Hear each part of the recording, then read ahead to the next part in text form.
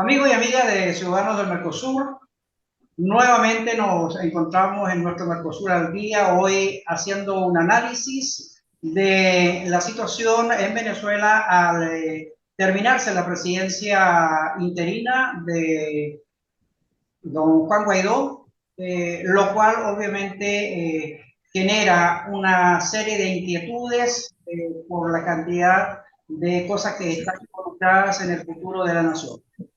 Hemos invitado a este conversatorio especial desde Ciudadanos del Mercosur al diputado José Castillo de la Asamblea Nacional Venezolana, al diputado Jorman Aguiar, también en ejercicio de la Asamblea Nacional en Venezuela, al doctor en Economía y analista político Rudy Rada, venezolano, quien está en Portugal, y a los periodistas Stalin Acosta y Henry Andrade desde el Ecuador.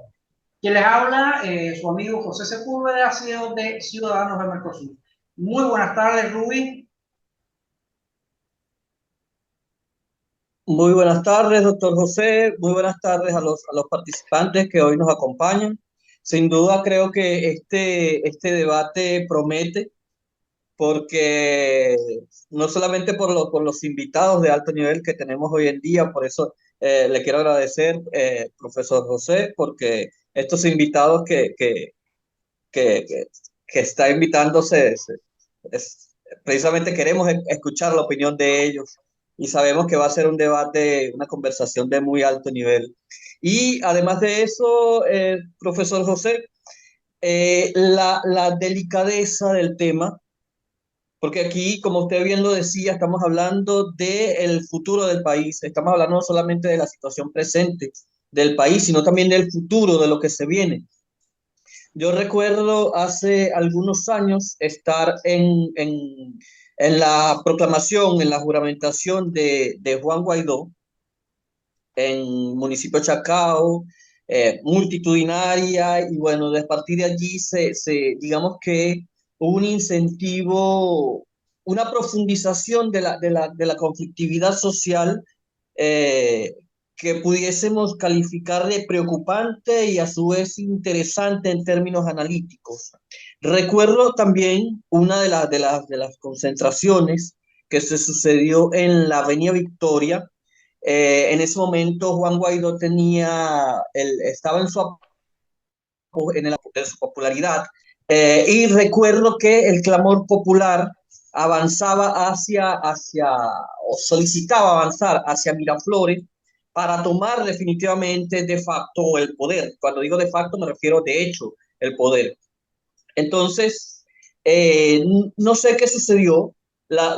Digamos que los ciudadanos eufóricos clamaban ir a Miraflores. La situación era sumamente tensa. Esto fue en marzo de 2019.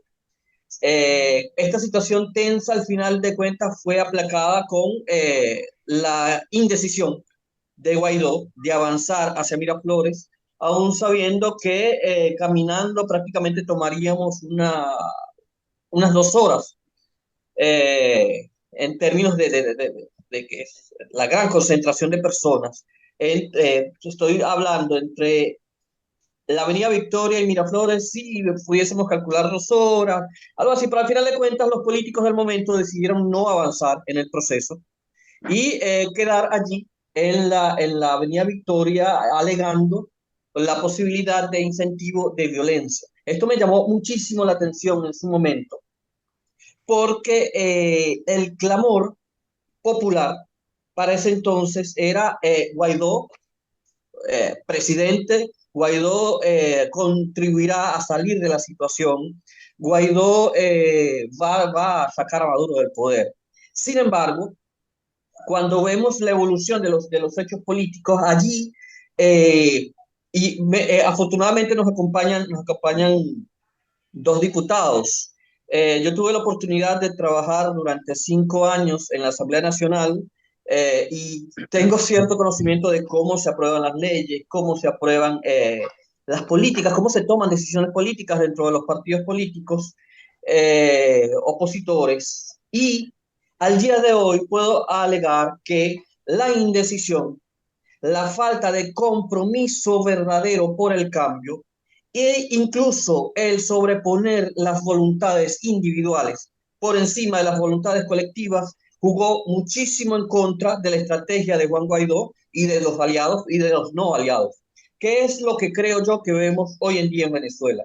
Creo que vemos una continuación, nótese esta palabra, continuación de la normalización de la dictadura que ocurre en Venezuela.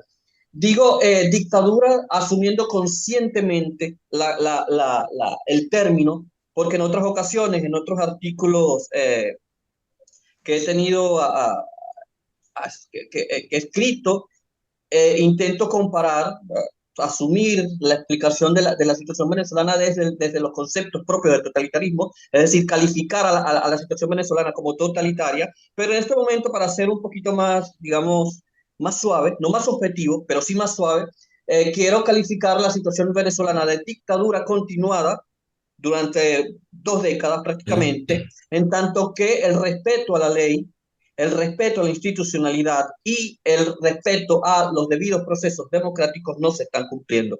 Hoy en día vemos la continuación de esta normalización. Vemos incluso, y aquí quiero hacer énfasis, en tanto que si ustedes se ubican aquí en Europa, se ubican en España, en Portugal, en Francia, cómo se ve la situación venezolana desde lo externo.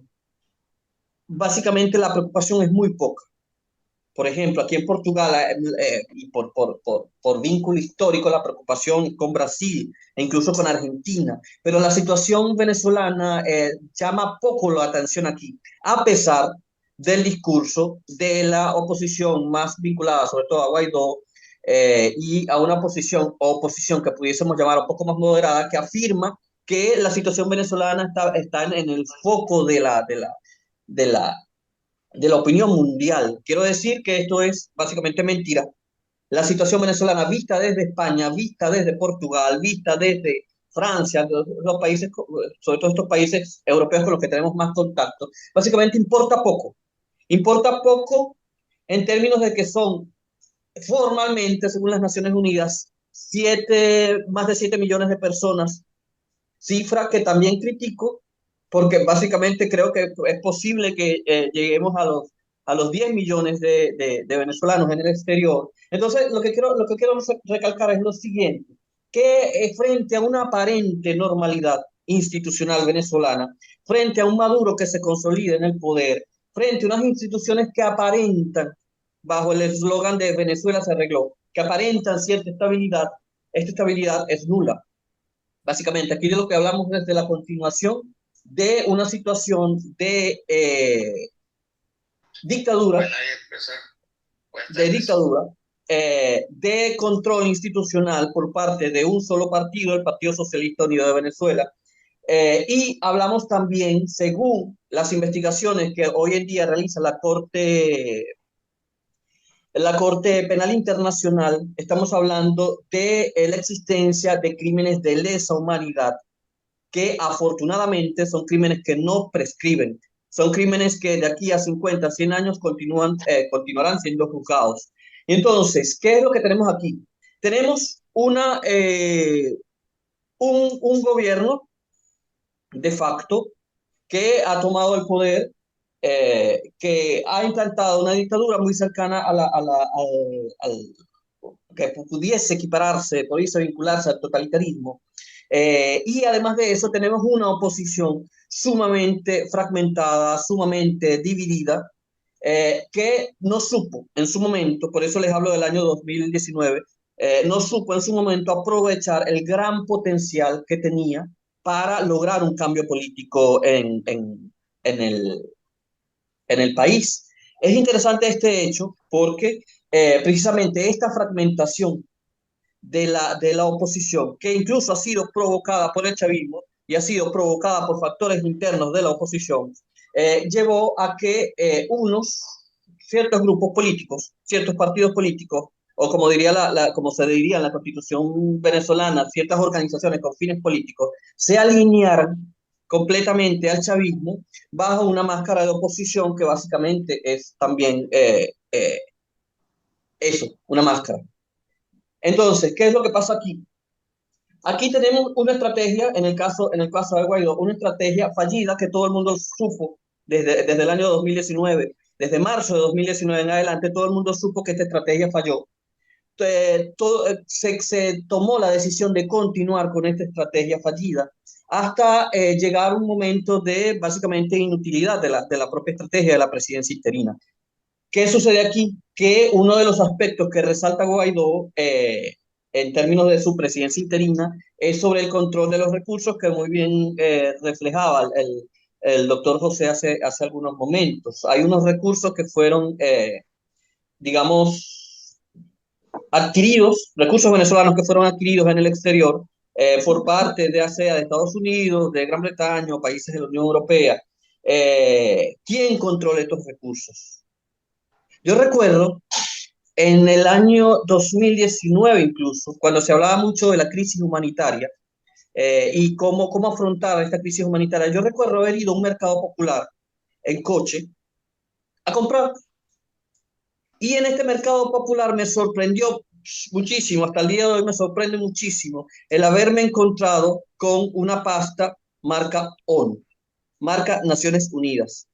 Esa fue la crisis, la ayuda humanitaria que recibió la ciudadanía venezolana. Esa fue precisamente, es decir, básicamente lo que quiero decir es, no la recibió.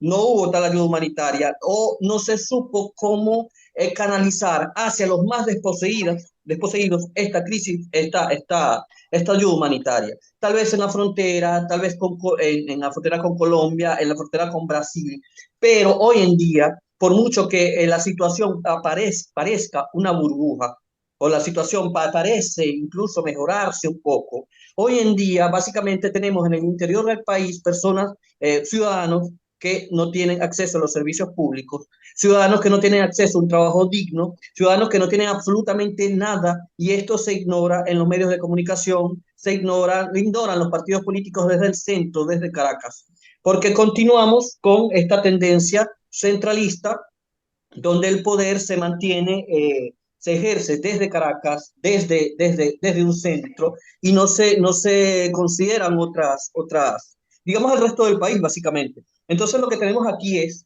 una estrategia fallida por parte de Guaidó, una estrategia incapaz de llevar la ayuda humanitaria a donde realmente tenía que ir. No era al mercado de coche, esto es simplemente una anécdota, tenía que ir a los más necesitados, tenía que ir a las personas que aún hoy en día continúan comiendo de la basura. Entonces, ¿qué es lo que hay aquí? Esta situación de inestabilidad, o vamos a llamarla como se hablaba a principios del siglo XX venezolano, cuando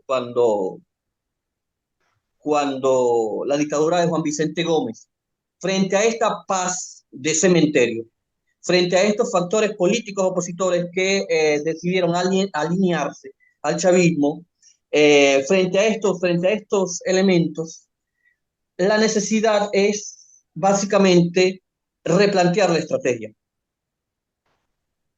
Replantear la estrategia significa que la situación de presidencia interina ha fallado. La unidad dentro de la oposición es falsa, básicamente. Los partidos piensan, alguna vez en cierto momento, en una conferencia en la Universidad Central de Venezuela, a la que fui invitado a hablar de este mismo tema, solo que en otro contexto, en otra coyuntura, tuve el atrevimiento de comparar el caudillismo venezolano, donde un hombre a caballo tomaba las riendas y ciertos hombres detrás, a caballo también, tomaban los machetes e iban a Caracas a matar a todo el que sabía leer y escribir. Lo comparé con la situación actual de existencia de caudillos dentro de los partidos políticos e incluso en los barrios venezolanos con la existencia de motorizados que van detrás de un motorizado para tomar cualquier recurso, es decir, robar. Básicamente esta situación de caudillismo hoy día continúa. Básicamente creo yo que dentro de los partidos políticos el caudillismo, el personalismo, el imponer los valores, los intereses, más que todo, los intereses individuales por encima de los intereses colectivos, es algo que debería replantearse. a su vez debe considerarse algo sumamente importante. Solo quien ha vivido la hiperinflación sabe en lo determinante, lo impactante que es en la vida de los ciudadanos. Venezuela está a punto de entrar en una hiperinflación nuevamente. Esta paz de cementerio amenaza con quedarse unos 5 años más si se llegan a generar elecciones presidenciales. Estoy seguro, me atrevo a decirlo hoy en día, estoy seguro que si Maduro se lanzara hoy en día a la presidencia de la República, Maduro la gana.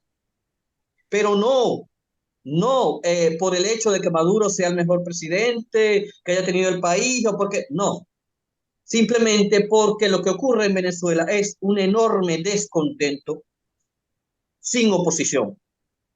Lo que ocurre en Venezuela es una población que está grave, pero junto con la existencia de una oposición que no ha sabido cómo canalizar, cómo convertir el malestar en organización, en movilización, en una estrategia válida que sea capaz de hacer frente a la dictadura.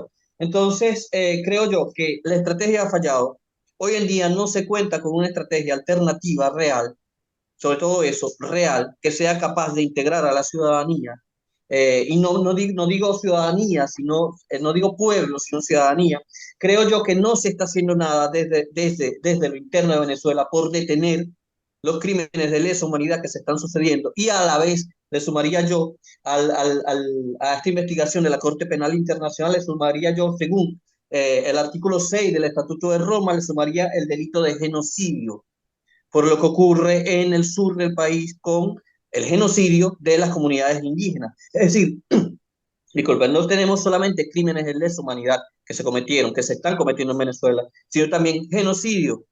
Y nuevamente, afortunadamente, los delitos de genocidio y los crímenes contra la humanidad son delitos que no prescriben. Entonces, creo yo que acomodarse al chavismo sin lograr una estrategia es básicamente normalizar la situación de dictadura que tenemos hoy en día. Esto por los momentos es lo que tenía que decir, profesor José. Ok, gracias, Rui. Yo Gracias a usted.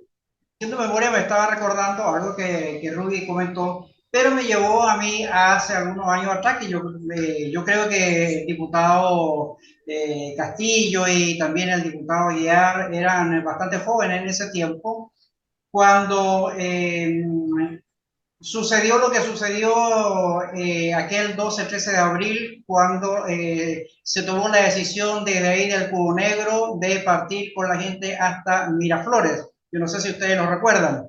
Ya, ese día a la tarde yo estaba ahí en Caracas, estaba en Petare, cuando se dieron todos estos hechos y alguien desde la tarima dijo, vámonos a Miraflores, y había prácticamente 1,5 millones de personas ahí sobre la Francisco Fajardo, al costado ahí de la Carlota, ¿verdad? Y partió toda esa multitud hacia Miraflores. Sabemos los resultados, creo que fueron como 19 los muertos que hubieron ese día en la tarde, y las consecuencias después que ello trajo, es decir, una improvisación, creo yo también que hubo en ese momento, y que generó repercusiones que hasta el día de hoy creo que en el caso de Venezuela se están teniendo.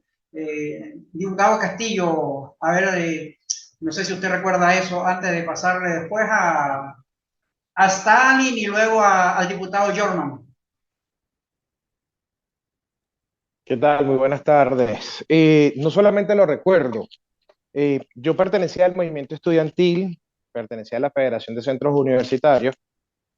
Hubo varias movilizaciones sociales, estudiantiles y políticas. Realmente el llamado se hizo al frente de lo que hoy en día es la UNEFA, a la sede de Petróleos de Venezuela en Chuao. Recordemos que nosotros estábamos en un proceso de paro nacional donde estaba por primera vez unida dos organizaciones antagónicas, la CTV, que es la Confederación de Trabajadores de Venezuela, y Fede Cámara, que era el representante de las empresas privadas. Y en la misma efervescencia del calor de la multitud, hubo el atrevimiento de decir, vámonos a Miraflores. La marcha estaba autorizada hasta colegio de ingenieros, si no me equivoco. Yo estoy en la política desde los 16 años y puedo decir con bastante responsabilidad que creo que esa es la marcha más grande que ha existido en la historia democrática o en la historia contemporánea de Venezuela. Y llegué hasta el Calvario, que era donde empezaron los decesos. Ahí falleció un fotógrafo de apellido Torteso, si no me equivoco. Hubo un enfrentamiento entre la Policía Metropolitana, que hoy en día desafortunadamente hay varios funcionarios aún presos, que ha olvidado varios factores de la oposición que han estado en gobierno. Y sinceramente y con absoluta responsabilidad considero que más bien esos funcionarios fueron el escudo que existió entre grupos armados que está en el famoso Puente Llaguno y la ciudadanía. Eh, eh, Desafortunadamente, eh, lo que dijo nuestro prócer Francisco de Miranda, el bochinche, tanto en la política como en la sociedad venezolana, generó una distorsión eh, en los actos posteriores. Dice la historia, yo estuve un rato literalmente en el palacio, pero no en el palacio tal cual de Miraflores, sino en la sala de la administrativa, que los egos personalistas de los políticos, de empresarios, de algunas figuras que estaban ahí, fue lo que generó una distorsión, generó un estado de desánimo dentro del grupo de militares que habían apoyado el plan más que subversivo, digamos que fue un plan de apoyo a la ciudadanía. Ahí se había activado, a lo mejor yo no tiene mayor certeza del nombre, si no me equivoco era el plan Tiburón, que era defender el Palacio de Miraflores y atacar a la ciudadanía, y los militares no acataron esa orden, se voltearon en ese momento el presidente de la República, el presidente Chávez, pero bueno, así sería lo que se generó en el término político, administrativo y en el término de egos para el año 2002, que terminó regresando el presidente Chávez en el año 2 días después, el 13 de abril. Eh, Eso para hablar con respecto al 11 de abril. Aquí hay que tener, aquí hay que ser reales y tener una visión objetiva sin pasiones. Mire, el presidente Chávez llegó a Venezuela porque así lo quiso los venezolanos. Yo he sido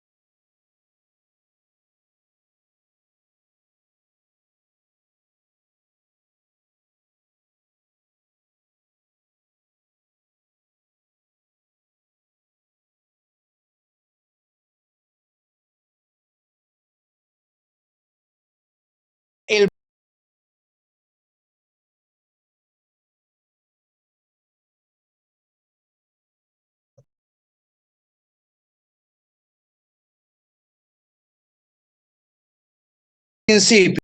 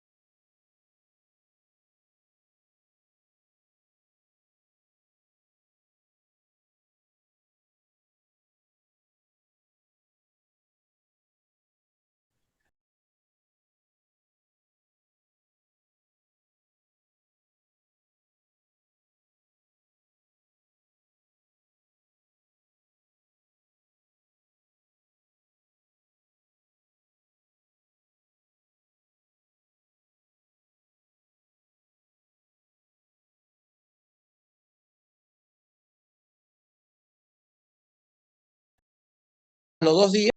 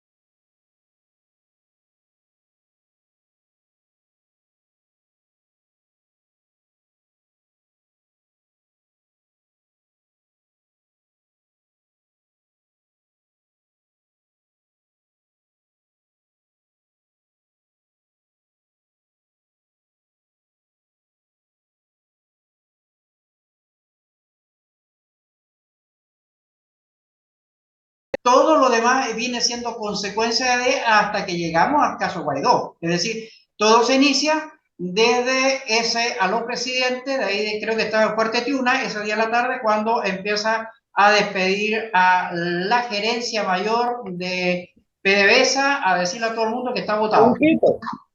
Con un pito, lo hizo. Exactamente. ¿Ah? Entonces, hay un antecedente, digamos, al cual vamos llegando, de que todo tiene su causa y su origen a partir de ese momento. Desde ahí empieza, porque se empieza a desmantelar la principal industria del país, que en este caso es PDVSA, con toda una plana ejecutiva, es decir, con la plana mayor de profesionales, ¿ya? Y luego viene en el año 2007, 2006, cuando se inicia fuertemente el proceso de las expropiaciones, ¿ya? Continúa también con el desmantelamiento productivo y obviamente eso va generando un montón de situaciones. Creo, desde mi punto de vista, ya le voy a dar a Henry, creo desde mi punto de vista que uno de los mayores errores de Guaidó fue cuando se presentó junto a eh, López ahí frente al aeropuerto La Carlota a las 5:30 de la mañana el 30 de abril, ¿ya? Y después de eso llama a una concentración a la gente que quiera bajar a apoyarlo para las 11 de la mañana ahí en Altamira. Creo que ese fue el mayor error cometido por tanto Leopoldo López como por Juan Guaidó ese día, primero porque es una acción, yo la veo una acción personal que se tomó, no una acción colectiva, no una acción organizada en conjunto, sino una acción personal para favorecer desde mi punto de vista, yo lo veo así, la situación de Leopoldo López en ese momento. Y de ahí se genera ese quiebre entre Juan Guaidó y la sociedad venezolana. Es decir, esa es mi percepción, viéndola en el tiempo y lo que ahora tenemos, obviamente tenemos, vamos a decir así, un descalabro de tipo político, porque creo que lo que a partir de hoy se está generando, no solamente dentro de la política venezolana, sino que afecta la situación integral del país, es porque ¿qué pasa con los activos que están en el Reino Unido? ¿Qué pasa con los activos de Venezuela en los Estados Unidos? ¿Qué pasa con la embajada de Venezuela en el Paraguay? Porque Paraguay no tiene relaciones diplomáticas con Venezuela. Hay funcionarios nombrados por Juan Guaidó en Paraguay. ¿Qué sucede con todas esas embajadas? ¿Qué sucede con todos esos activos? ¿Qué sucede con toda esa gente? Es decir, el día de mañana yo necesito un documento y con quién me voy a encontrar en la embajada de un país que no tiene relaciones, en el cual hay personas que ahora por quién están puestas y que no y responden a quién. Diputado Jordan, adelante. Fíjate lo siguiente, Sepúlveda. Aquí la situación no empieza cuando Guaidó. Aquí, post Chávez, cuando él regresa al poder, el 13 de abril del 2002, él en muchos de sus planes de reconstruir empieza a desmembrar partidos políticos opositores. El liderazgo, digo liderazgo, para que podamos entendernos, porque para mí no eran líderes, para mí eran secretarios generales de un partido político o políticos, no sin liderazgo. Empiezan aquella famosa frase a partir de 2006, 2007, en no participar en las elecciones. Esto da pie a que el chavismo fuese ganando espacio en la Asamblea Nacional, en los consejos legislativos, en las gobernaciones, alcaldías, consejos comunales. Tanto fue que existía una figura que eran las juntas parroquiales. Las juntas parroquiales era la forma de organización política, jurídica, municipal más cercana al pueblo. De la noche a la mañana sacan las juntas parroquiales y crean los consejos comunales. ¿A consecuencia de quién en el 2007? A consecuencias de esos líderes opositores, llamándolos líderes, entre comillas, que quisieron simplemente no participar y seguir nosotros perdiendo espacios. En el 2010 vuelve a repetir la misma historia. Una Asamblea Nacional, la mayoría, nadie tenía la calificada y se podía no negociar el país, negociar lo político para el entonces. Esto con las consecuencias que ya traíamos del 2002. En el 2015 se logra en Venezuela la unidad, la planificación política, y salen 115 diputados, o sea, la mayoría calificada. Resultado, detrás de bastidores se vuelve un negocio, otra vez, las presidencias de la Asamblea Nacional. Por ejemplo, a mí me gusta decir nombres. Henry Ramos Alú, hombre experto político, un hombre que pudo haber hecho más, utilizó las redes simplemente para decir, vamos a sacar la foto de Chávez y de Maduro. Ok, sácalo, porque estoy de acuerdo. Pero yo creo que era que lo menos que necesitaba el país era esa cómica. Y empieza a debatirse. En el 2016 es donde empieza a nacer la figura jurídica de esto, la ausencia en el poder de Chávez, de Nicolás Maduro Moro. Empieza en aquella famosa fase, eres incapaz de hacerlo, vamos a una, ¿cómo se llama? A una falta absoluta por no hacer. En ese tiempo, Sepúlveda, yo levanté la voz y dije, sí, es verdad, estamos claros que el 232, el 233 y el 234 de nuestra Constitución así lo establece. Pero vamos a hacer lo siguiente. Hay tres formas de quitar ese mandato. Que se pronuncie la Asamblea Nacional en pleno, pero hay algún factor importante. Que se convoque a la vicepresidenta de la República a que tome el mandato y avísenle al CNE de que llame otra vez a elecciones. Ellos no lo hicieron. Fue una pantomima, lamentablemente, lo que esa oposición hizo. Porque ¿cuál es el don jurídico?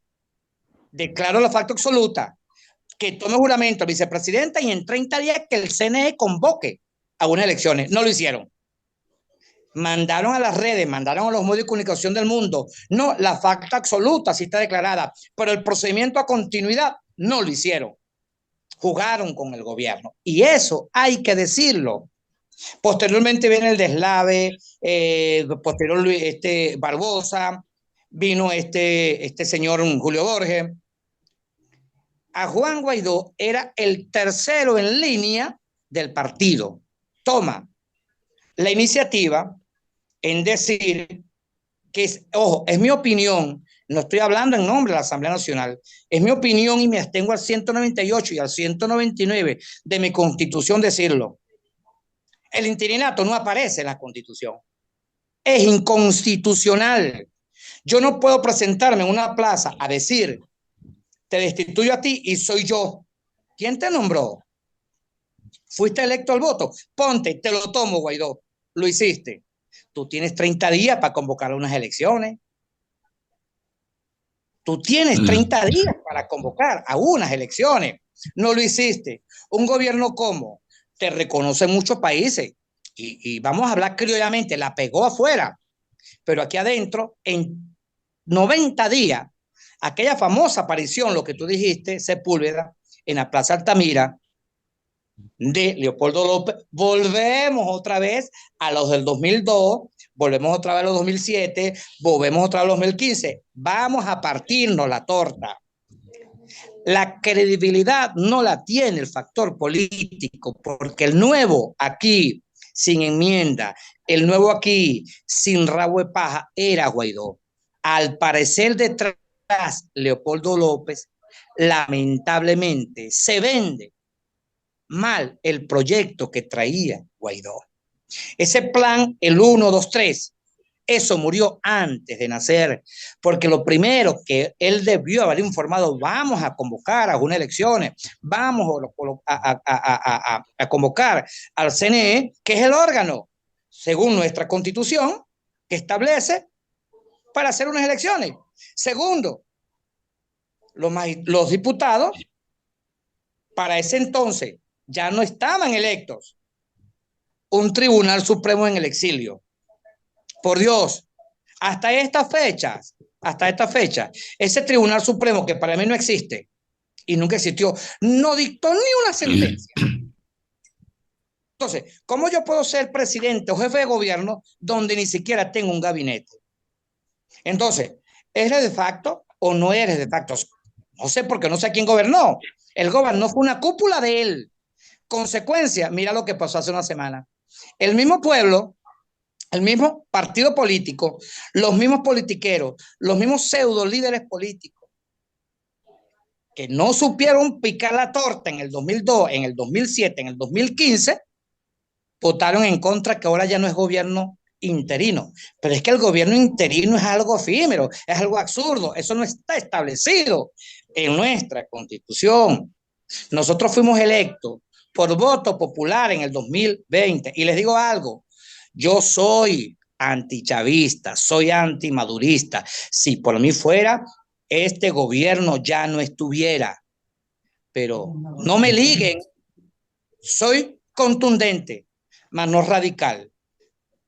Aquí lamentablemente, estos politiqueros que tienen a venir las consecuencias del presunto gobierno interino, mi hermano, es tan peor como este gobierno. Las consecuencias, monómero. A lo mejor en Paraguay hay una visión, pero hay que decirlo, monómero desastroso, hermano. Si es verdad, el chavismo, el madurismo acabaron con nuestra industria. Si es verdad, en Venezuela hay todavía niños comiendo comida de la basura. Es verdad, hermano, eso no estoy negando eso.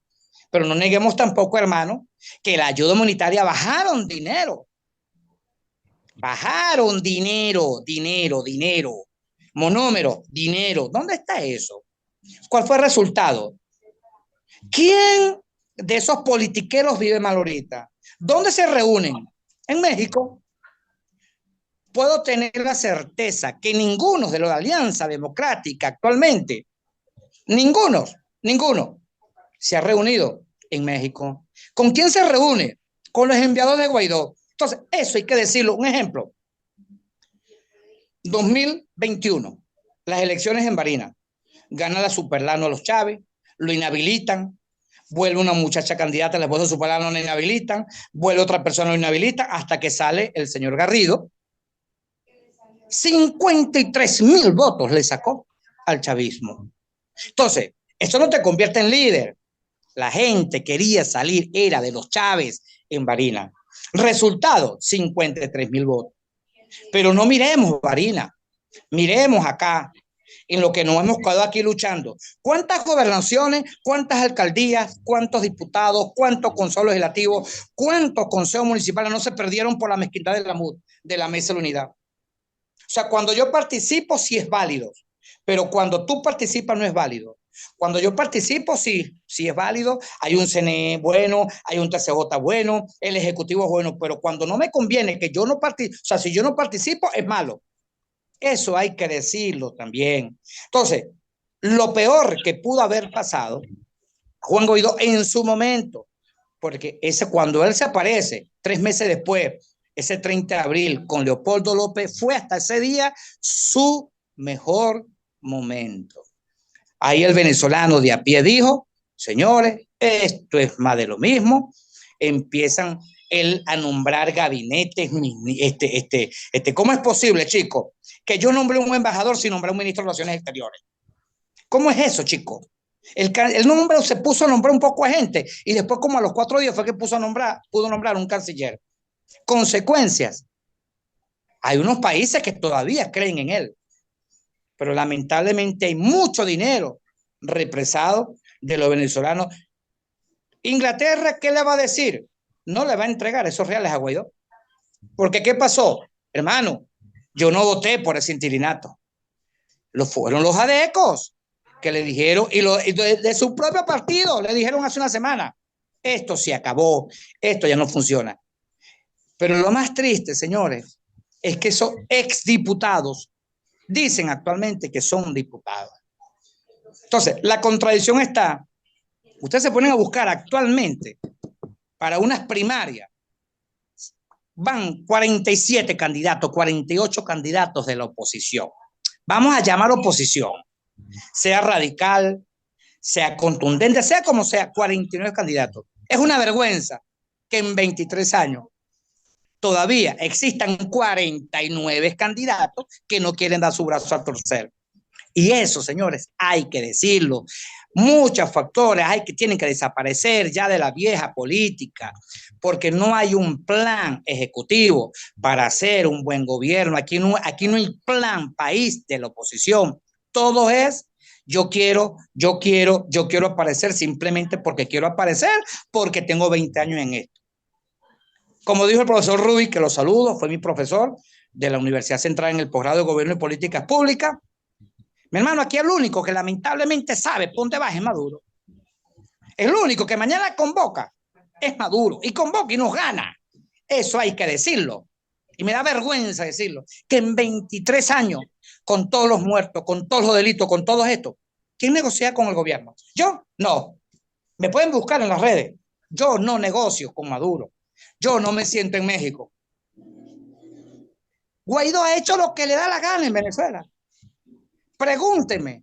Nosotros leímos el informe por la Comisión de Contraloría, donde la mamá de Guaidó cobraba $354,000 mensuales, la mamá de Leopoldo López. ¿Qué le importa a esa gente a nuestro país? Somos los que estamos aquí, los venezolanos. Y por eso yo digo, ni me voy ni me van. Yo me quedo aquí en mi Venezuela. Pero las cosas, queridos amigos de Mercosur, queridos periodistas, hay que decirlo. Aquí el único que sabe ahorita, actualmente, para dónde va y qué es lo que quiere es Maduro. Y que yo diga como opositor contundente, porque no soy radical, soy contundente, porque las cosas hay que decirlo. Ustedes son ladrones y yo muestro la factura como son ladrones.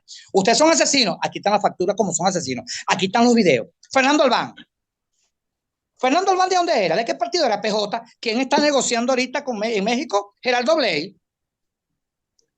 Geraldo Blay, señores, fue secretario general de PJ, del partido donde era Fernando Albán. Quedó demostrado que asesinaron a ese concejal, señores. ¿Quién está detrás de esto? Guaidó, Leopoldo López. Ahora todo el mundo quiere desligarse. Vamos a decirlo así, señores, con todo respeto, del pobre Guaidó. Pero fueron los que lo llevaron.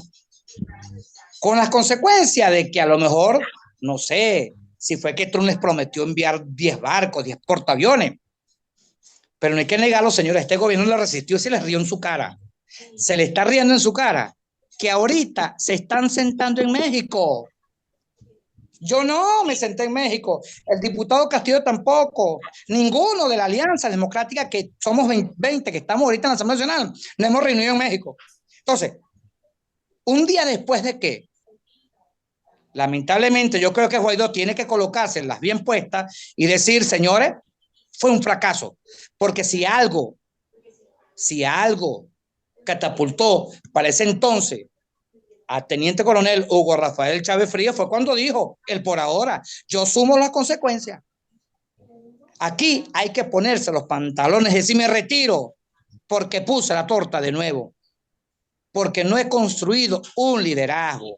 Aquí, y el mundo tiene que saberlo, aquí lo que hay es secretarios generales de políticos, de partidos políticos, y lo que hay son presidentes de partidos políticos. Aún ni el chavismo tiene liderazgo, porque Maduro no es líder.